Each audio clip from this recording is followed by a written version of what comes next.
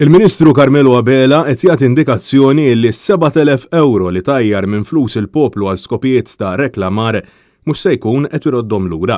Dan wara li rapport tal-Kummissarju għall-Standards fil-Ħajja Pubblika George Hisler tkellem dwar il-ksur ta' etika mill-istess Ministru Abela permezz ta' reklam fuq il-maġġoranza tal-ġurnali tal-ħadd. Madankollu r-rapport ma kienx aċċettat mill-Kumitat Parlamentari għall-Standards fil-Ħajja Pubblika wara illi l-Speaker Anġlu Farrugia astjena milli jivvota. Biż-żewġ deputati tal-Partit Nazzjonalista jivvotaw favur illi r-rapport jiġi adottat. Mistoqsi minn Net News jekk hux se jkun qed irott il-flus lura, Carmelo Abela wieġeb biss illi ħanota u li se jkun qiegħed jagħmel stqarrija parlamentari fil-ġirqanet illi ġejjin. Is-7,000 euro ta' reklam inti ser tkun qed tħallasu?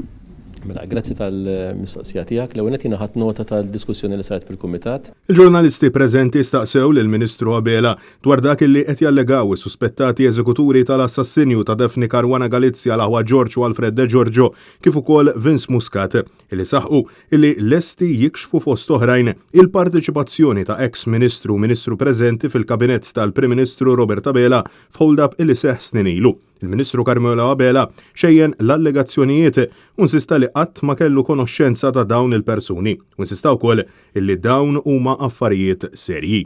Daw il-persuni kriminali li qed jissemmew jiena laqgħet kellimthom, ma nafhomx, laqgħet iltqajt magħhom. Jiena ma nafx kemm il-tir semmew li seħ dakinhar. Jiġifieri Alla ħares qatt xi ħadd anki safa addirittura jitlef ħajtu. Dum affarijiet serji. Francesco Catania, Net News.